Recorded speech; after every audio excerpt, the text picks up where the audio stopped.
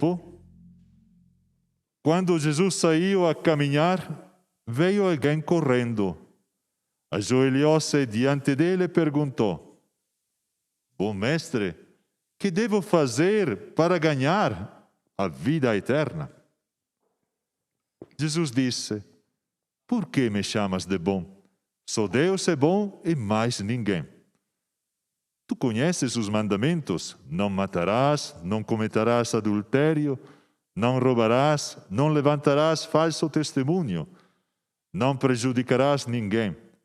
Honra teu pai e tua mãe.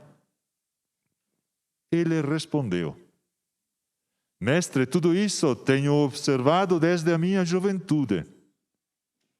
Jesus olhou para ele com amor e disse: Só uma coisa te falta. Vai, vende tudo o que tens e dá aos pobres, e terás um tesouro no céu. Depois, vem e segue-me. Mas quando ele ouviu isso, ficou abatido e foi embora, cheio de tristeza, porque era muito rico. Jesus então olhou ao redor e disse aos discípulos: Como é difícil para os ricos entrar no reino de Deus. Os discípulos se admiravam com estas palavras, mas ele disse de novo: Meus filhos, como é difícil entrar no reino de Deus. É mais fácil um camelo passar pelo buraco de uma agulha do que um rico entrar no reino de Deus. Eles ficaram muito espantados ao ouvirem isso e perguntavam uns aos outros: Então, quem pode ser salvo? Jesus olhou para eles e disse: Para os homens, isso é impossível, mas não para Deus. Para Deus, tudo é possível. Pedro então começou a dizer-lhe: Eis que nós deixamos tudo e te seguimos. Respondeu Jesus: Em verdade vos digo, quem tiver deixado casa, irmãos e irmãs, mãe, pai, filhos, campos, por causa de mim e do Evangelho, receberá 100 vezes mais agora durante esta vida, casa, irmãos e irmãs, mães, filhos e campos, com perseguições, e no mundo futuro, a vida eterna. Palavra da salvação. Glória a vós, Senhor.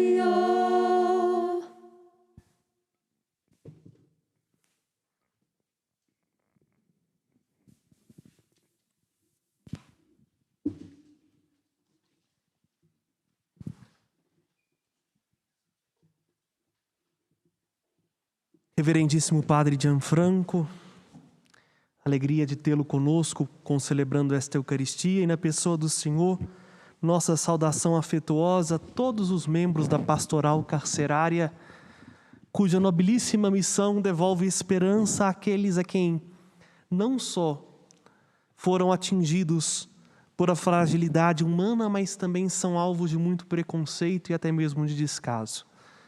Que os senhores continuem sendo para eles dedo de Deus que não desiste de ninguém, pelo contrário, que continua amparando para que todos se convertam e vivam. Queridas irmãs monjas beneditinas aqui estão presentes, também a alegria de poder acolhê-las para esses dias de oração, meditação, oração, reencontro com Deus, reencontro consigo mesmas, para viverem melhor a vida consagrada. Amados irmãos e irmãs, a pergunta que não quer calar é esta pergunta que os discípulos fizeram a Jesus. Então, quem poderá salvar-se? Quase que é a pergunta do Chapolin Colorado, né? E agora, quem poderá me salvar? A resposta de Jesus é intrigante. Aos homens isto é impossível. Aqui Jesus nos devolve aquilo que facilmente nós esquecemos. Às vezes nós esquecemos o essencial. Nós não somos salvadores de nós mesmos.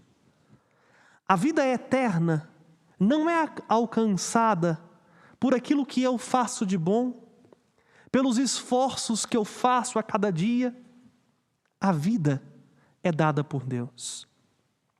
Isso contrariou tanto a mentalidade dos discípulos, que Jesus precisou dizer algo que para nós é tão evidente.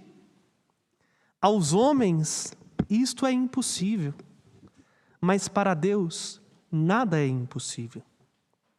É impossível, e aqui me recordo da teologia anselmiana de Santo Anselmo, onde ele vai falar que, claro, uma metáfora, que a dívida que nós contraímos com Deus é uma dívida entre a humanidade e a divindade. Por isso a humanidade sempre vai estar em débito.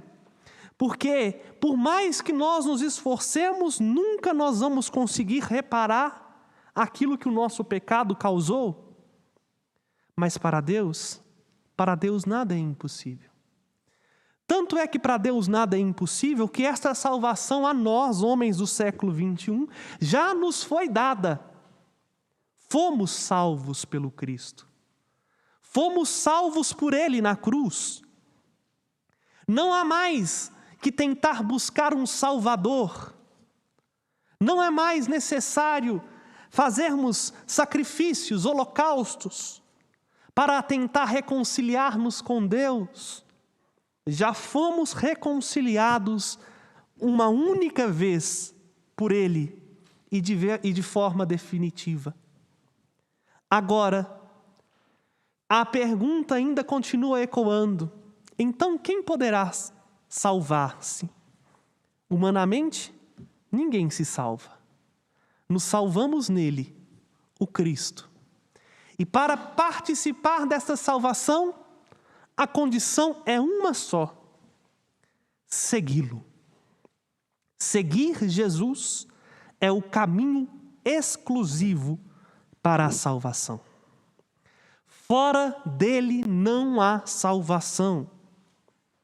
Fora de Cristo ninguém se salva. É por isso que isso transformou um dogma da nossa fé católica que incomoda muita gente que entende superficialmente. Fora da igreja não há salvação. Porque a igreja é o corpo místico de Cristo atuante na história.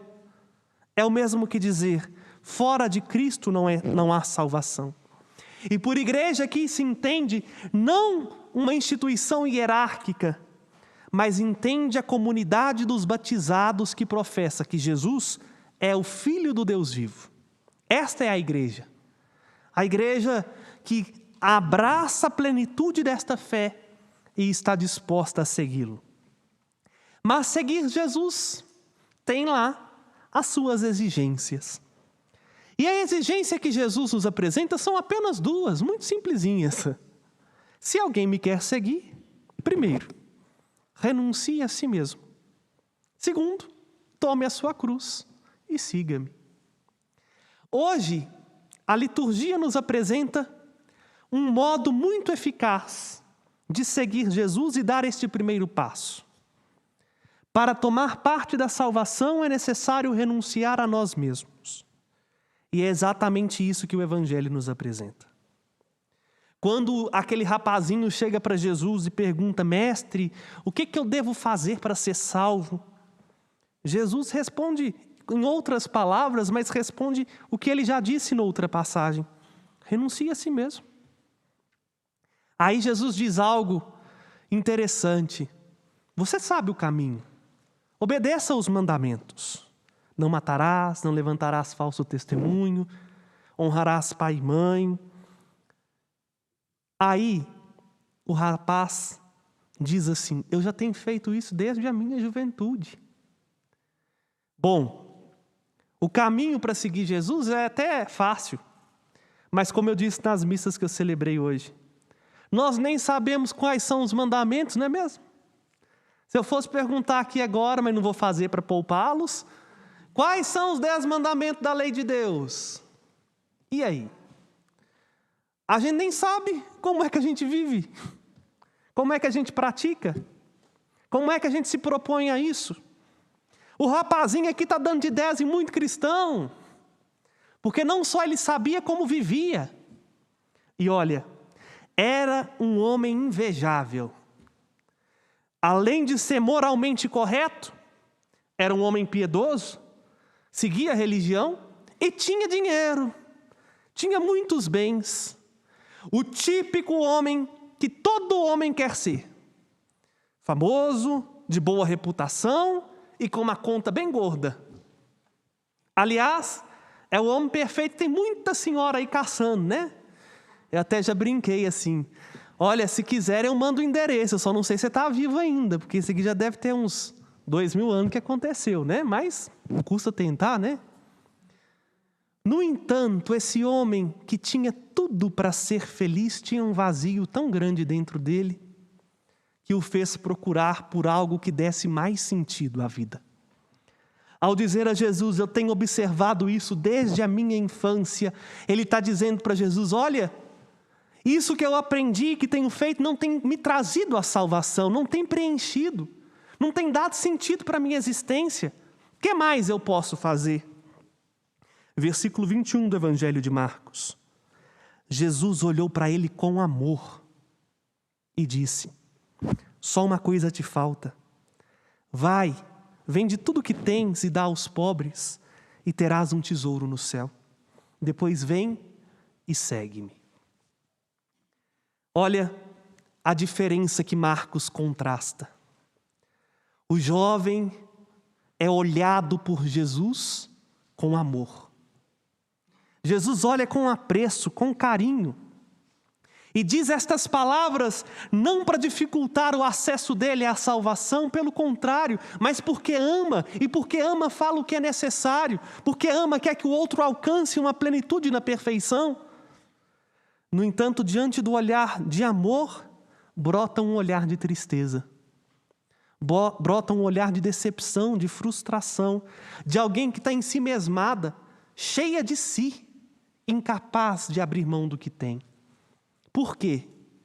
Quando Jesus lhe propôs algo para torná-lo mais perfeito, ele tinha que abrir mão de algo que lhe custava muito. Na nossa vida é assim, meus irmãos. Tudo aquilo que nós escolhemos exige de nós renúncia, exige de nós decisão, exige de nós que nós tomemos postura, e quando escolhemos algo, inevitavelmente abrimos mão de uma série de outras coisas. Se optamos escolher por Jesus, nós precisamos estar dispostos a renunciar a nós mesmos.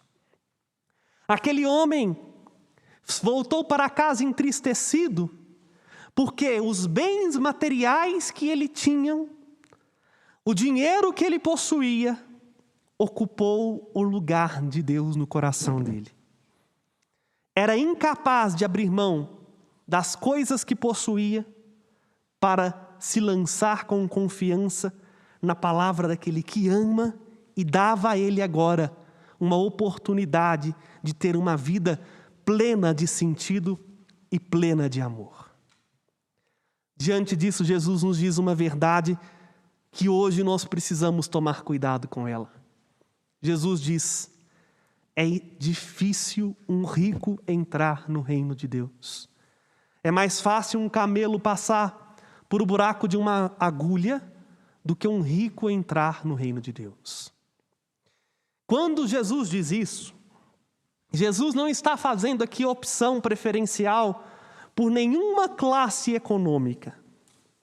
Porque não é nem a pobreza nem a riqueza critério de condenação. Ninguém é salvo por ser pobre e ninguém é condenado por ser rico.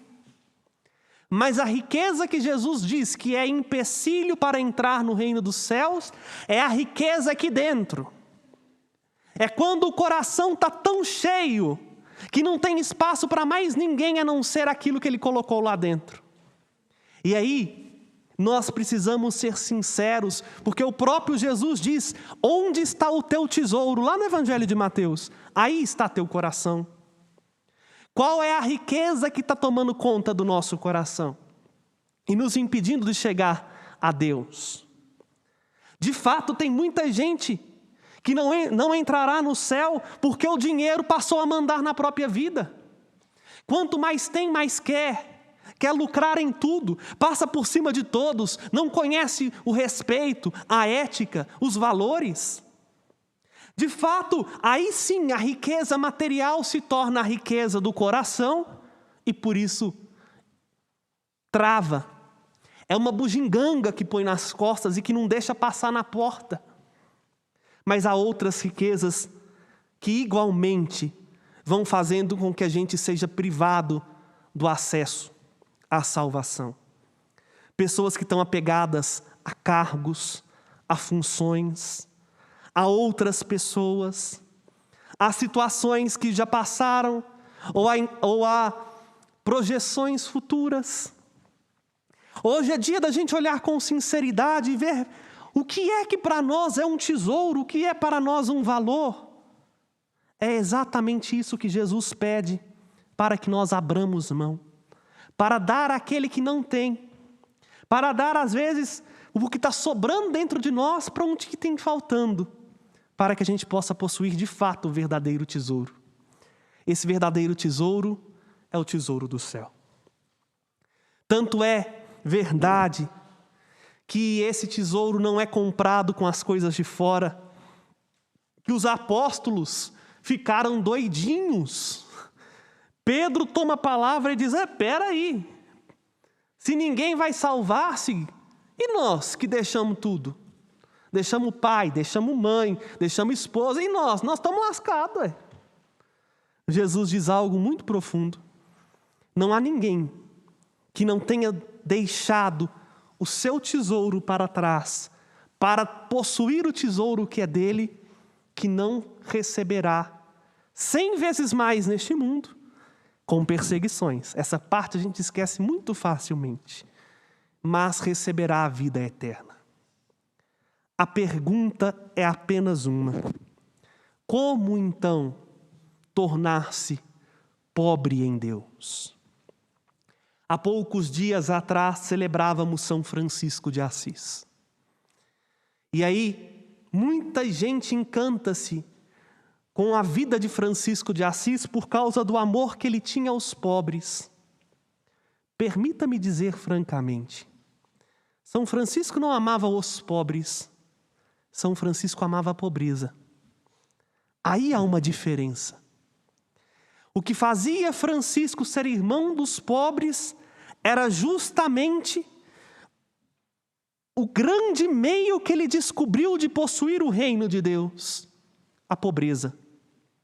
A pobreza significa ser aquilo que é diante de Deus, reconhecer o que somos, reconhecer aquilo que eu já disse por primeiro, que nós não somos protagonistas da nossa salvação, que a nossa glória não é outra a não ser as nossas fraquezas.